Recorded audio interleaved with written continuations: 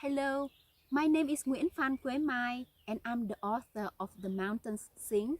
This is my first novel and also my first book in English. The Mountains Sing is a journey into the 20th century Vietnamese history through the lives of 4 generations of a Vietnamese family. This novel is written in the voices of 2 women, the grandmother Diệu Lan and her granddaughter Hương. Grandma Diệu Lan tells reader about what happened to her family before the year 1972, and Hương, her granddaughter, will tell us what happens afterwards. Let me read you a part of a novel told in the voice of Grandma Diệu Lan. The Fortune Teller, Nghệ An Province, 1930. Whoever remember how we used to wander around the old quarter of Hanoi? We often stopped in front of a house on Hàng Gai.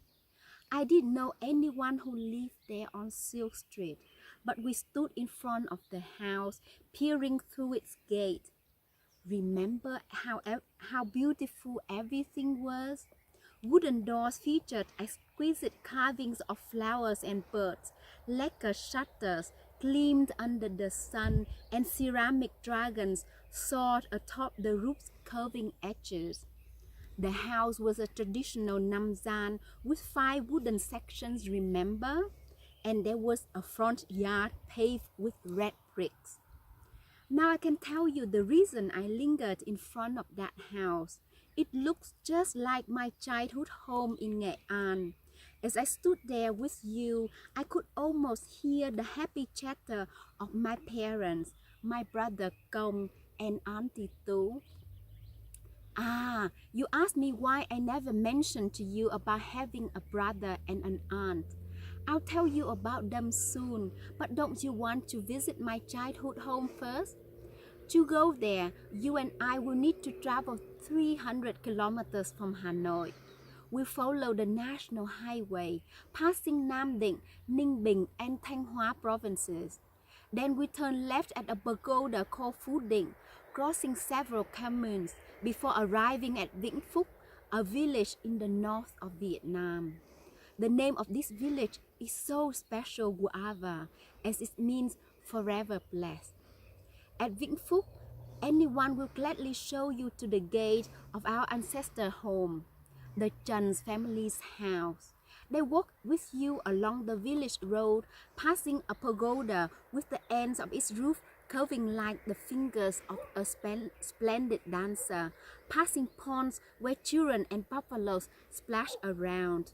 During summer, you gasp at clouds of purple flowers blooming on swan tree and at red gout flowers sailing through the air like burning boats. During the rice harvest season, the village road will spread its golden carpet of straws to welcome you.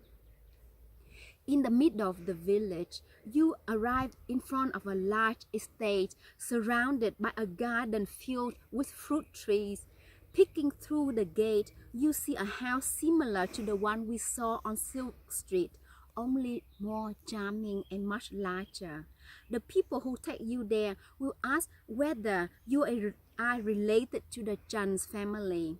If you tell them the truth, Guava, they'll be astonished. You learn the Trần family members have either died, been killed, or disappeared. You learn that 7 families have occupied this building since 1955 and none of them are relatives. My beloved granddaughter, don't look so shocked. Do you understand why I've decided to tell you about our family? If our stories survive, we will not die even when our bodies are no longer here on this earth. The Trần family's house is where I was born, got married, and gave birth to your mother Ngọc, your uncle Thuận, Đạt, Sáng, and your aunt Hạnh. You didn't know this, but I have another son called Minh. He is my firstborn, and I love him very, very much. But I don't know whether he's dead or alive. He was taken away from me 17 years ago, and I haven't seen him since. I hope you will enjoy my novel. Thank you so much for your support.